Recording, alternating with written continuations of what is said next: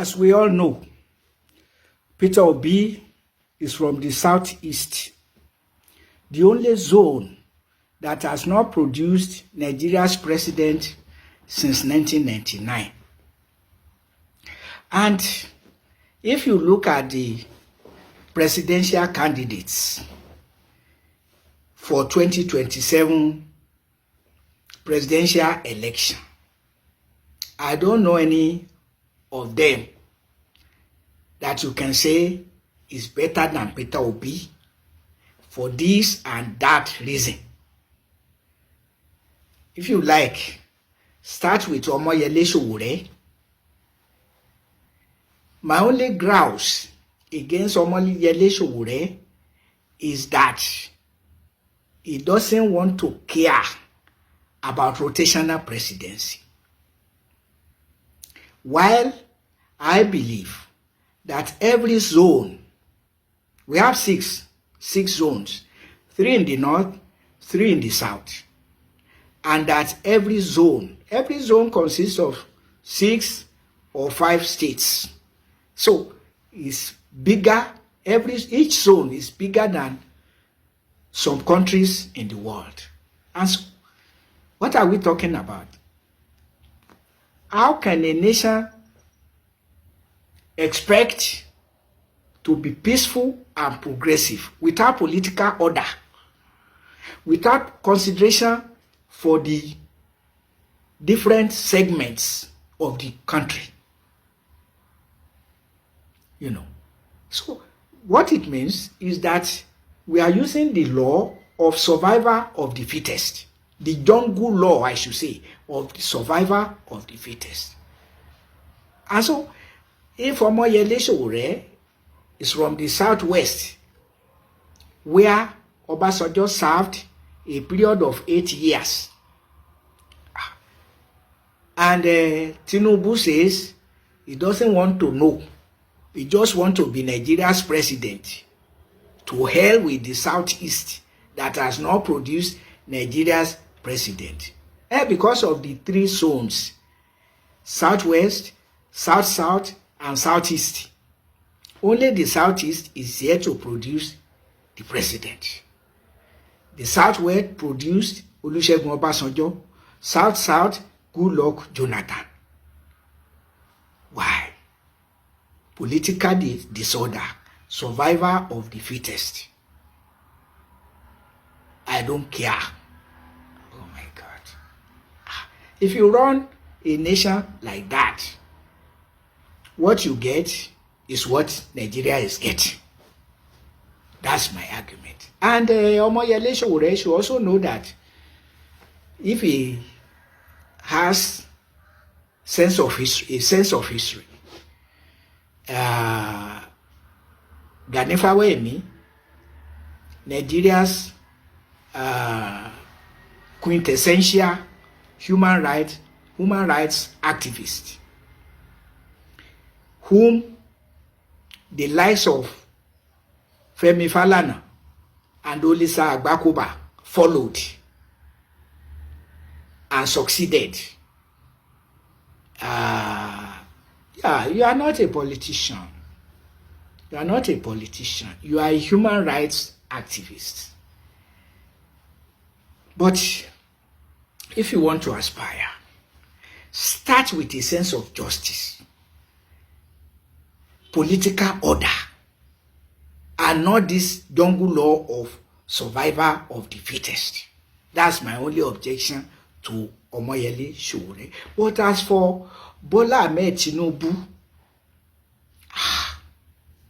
you want to think about his age or heartlessness of no more subsidy for anything, yet paying workers less than living wage, and corruption, claiming to be transferring funds to indigent households, and then rather than funding education, you say you are giving loans, having impoverished the people massively, including workers.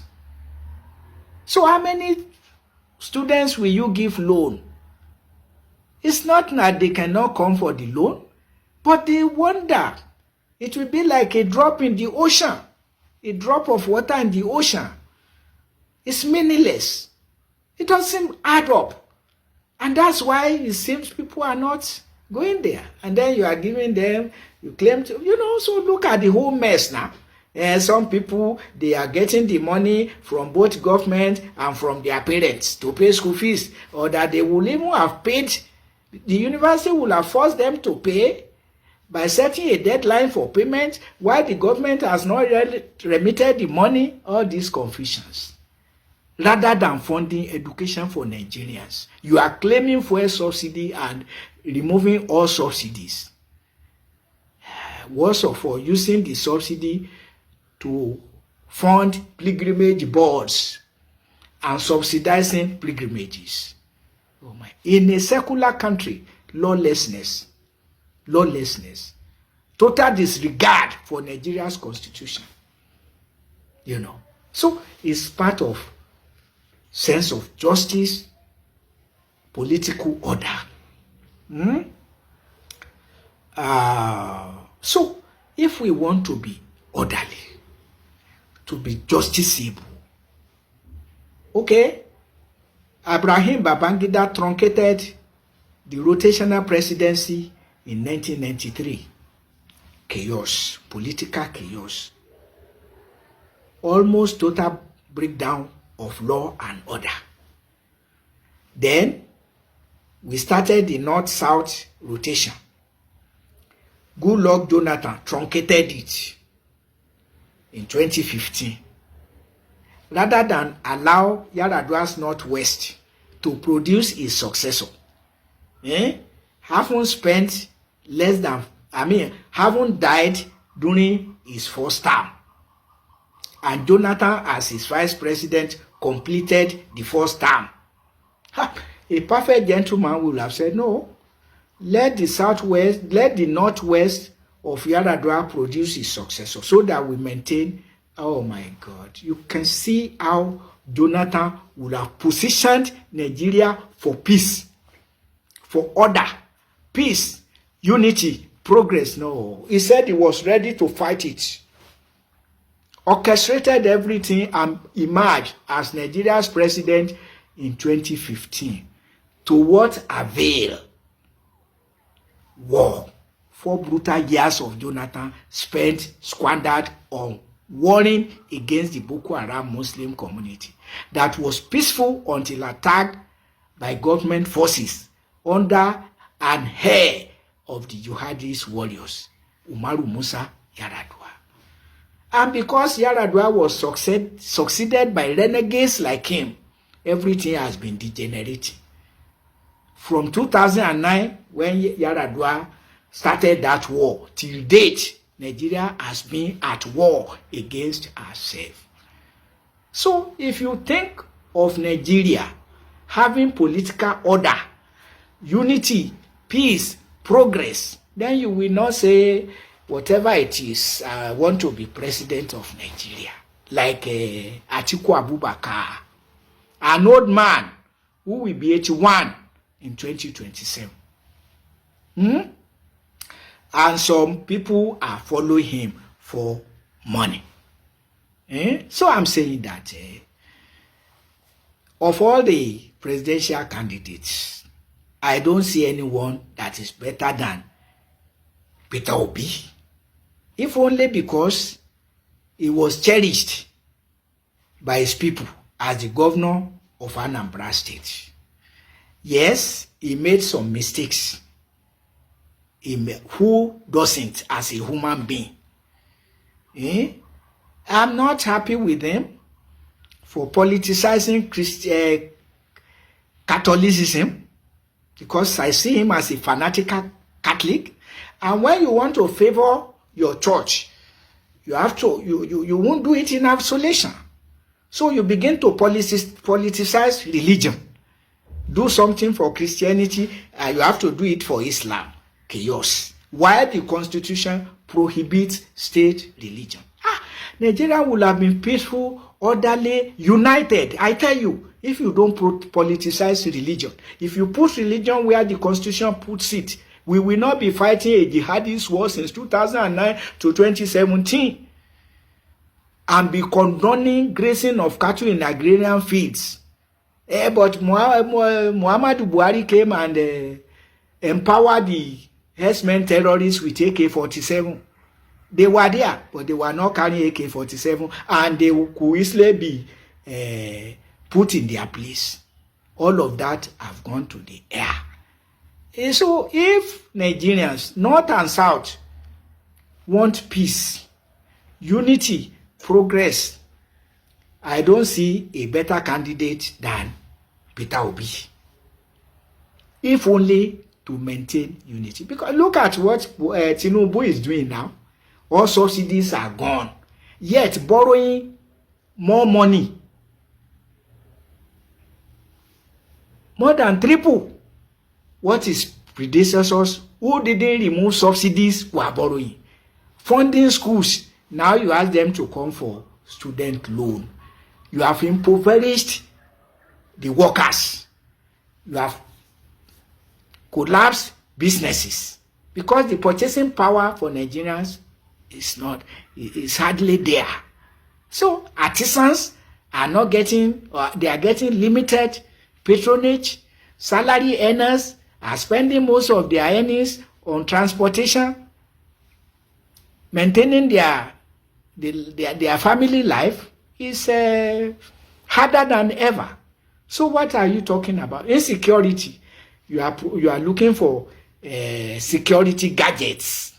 Oh my God. Rather than seeking peace for progress. And I'm saying part of seeking peace is voting for Peter Obi in 2027. He's not my ideal candidate, but he comes from the right place. And I don't see how he's morally worse than Tinubu. As for Atiku Abubakar, it's a different cup of tea entirely. Somebody who is drunk with becoming Nigeria's president. Even at 81. I will not be surprised if in 1931, Atiku says he's still a candidate. But should we all be crazy? Should we all be mindless? Should we all be inconsiderate? Because the problem of insecurity is about religious, political, and economic injustices. There's no doubt about it. If you want peace, start with justice. If you want progress, start with justice. If you want unity, start with justice. Where is the justice? Tinubu came, survivor of the fittest, became the president. What is the outcome? Insecurity, growing wings. Every day, horrible stories of even palaces being attacked. Military personnel being ambushed and killed en masse. Since 2009, a nation at war against herself. And you think that all you can do is to have state police, buy surveillance aircrafts, buy sophisticated weapons. Have you not been doing that since 2009? You know what Jonathan squandered in human lives and the economic resources of Nigeria. Not to mention Buhari 8 years, and Tinubu has continued to be looting Nigeria's wealth in the name of subsidy and expecting that peace will reign. Where will it reign? Where? And so, all I can tell Peter Obi, please, correct your religious sense. Go by the constitution. Put religion where it belongs. Anybody, any people cannot practice their religion without state funding. So, who are we to respect now?